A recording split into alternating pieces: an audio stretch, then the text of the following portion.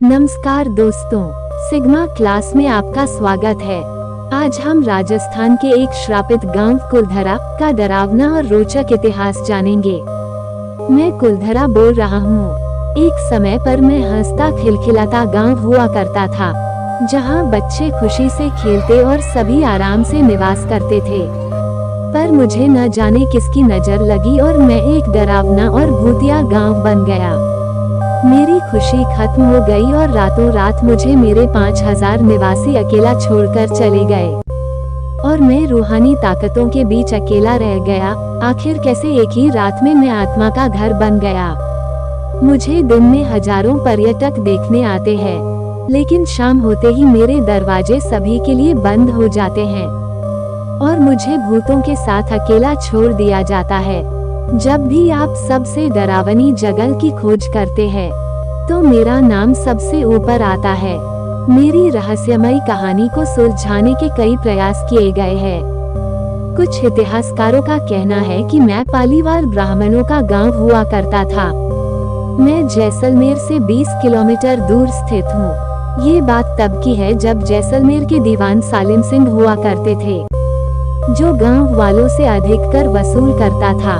सालिम सिंह को गांव के मुखिया की बेटी पसंद आ गई थी। वो किसी भी तरह उसे पाना चाहता था। हद तो तब हो गई जब सत्ता के मद में चूर दीवान ने मुखिया को धमकी भरा पत्र लिखा कि यदि लड़की नहीं मिली तो वो गांव पर आक्रमण कर देगा।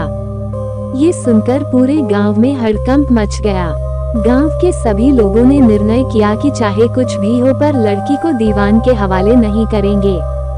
उस शाम उन्होंने फैसला किया कि वो अब गांव छोड़ देंगे। उस रात वीरान हुआ मैं आज तक आबाद नहीं हुआ और जाते जाते ब्राह्मण मुझे श्राप देकर गए, जिसके कारण मुझ में भूतों का निवास हो गया। अब मैं भारतीय पुरातत्व विभाग के संरक्षण में हूँ, जिसे दिन के समय पर्यटकों के लिए खोल दिया जाता है। मेरे यहाँ आने वालों के अनुसार उन्हें आज भी पालीवाल ब्राह्मणों की आहट सुनाई देती है। उन्हें ऐसा लगता है कि उनके साथ साथ कोई चल रहा है। मुझसे महिलाओं के आपस में बात करने, हंसने और उनकी चुड़ी की आवाजें आती हैं। मेरे यहाँ एक बावड़ी और मंदिर स्थित है। यहाँ कुछ सीढ़ियाँ भी है जहाँ से शाम ढलते ही पैरों से उतरने की आवाजें आती है। बच्चों के खेलने की चहल पहल रात होते ही शुरू हो जाती है। पुराने मकानों में अक्सर डरावनी परछाई देखने को मिलती है। इसी कारण हर कोई मेरे पास आने के लिए भयभीत हो जाता है।